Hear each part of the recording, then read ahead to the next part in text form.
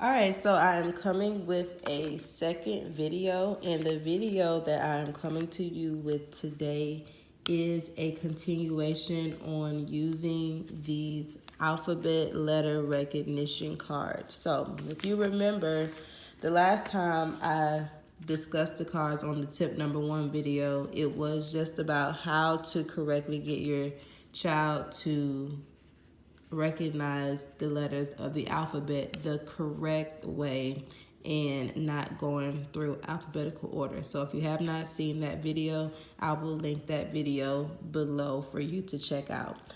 This video is going to be on when your child has surpassed that letter recognition, what can you do next? The whole reason why I went on that first 2-minute rant in that first video was to help you identify cards that will help you not have to keep continuing to buy new cards every time your child reaches a new milestone. These cards you can manipulate, you can use, you can differentiate based on where your child is at with their letters and with their reading.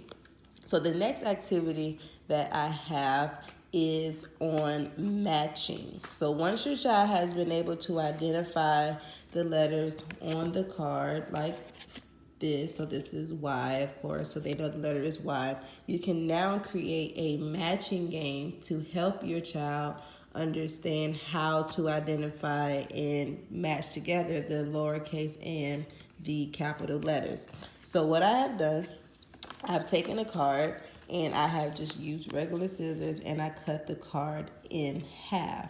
So you can see how they can match the card together to get the correct letter matches. So right now I have E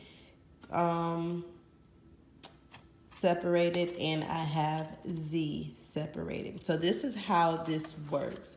So once you have, I would suggest to start off with just 4 cards, especially if you have an early learner, so that they can get the hang of the matching game. So you'll have these cards spread out on the table or on the floor or wherever you guys choose to work, and you will ask them to match the E's or to match the Z's. So they should be able to eventually match the E's together, and then they should be able to match the Z's together.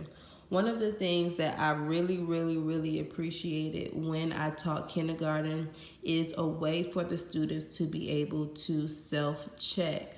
The reason why that is so important is because you're holding the child accountable for their learning, and because you can't always be there to assist. So you may be washing dishes one day, you may be washing clothes, you may be just be doing regular chores around the house, on the phone or whatever, just having your me time, but you don't want to just leave the child there with nothing to do. So the good thing about these cards is the child can self-check, and they can self-check by looking at the back of the card.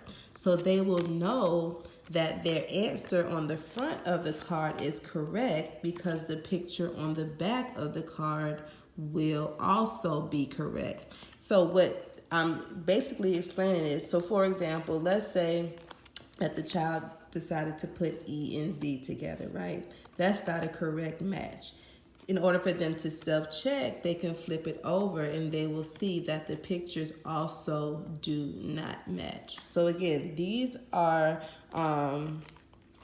this is just a really simple game, and so eventually as the child begins to master the letters, you will pull more cards out, you will cut the cards, and then you will have them identify and match more and more cards. I think this is especially good for those letters that don't look like themselves in capital and lowercase form. For example, like the E is a tricky one, W is not tricky so much, Y is not tricky so much, but A can be tricky because we know that A has a different form in capital and lowercase. So again, start off with about 4 cards, show them how they can self-check, and then as they progress and as they begin to master it, you can pull out more cards from the deck, and then you can cut them, and then you can play a little matching game.